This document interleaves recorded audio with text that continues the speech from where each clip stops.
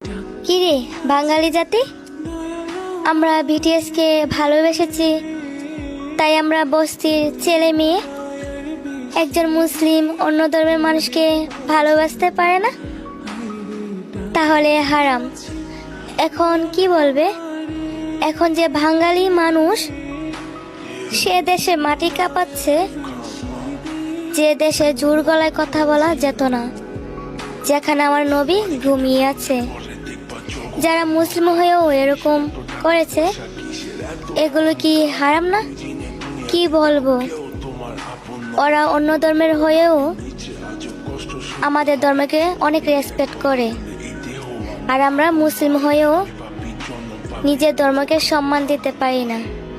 আর হ্যাঁ, সারা বিশ্ব জানে ভালোবাসা কখনো বলে আসে না, আর আমরা কখনো বলি নাই তাদের জন্য আমরা আমাদের ধর্ম ত্যাগ করব।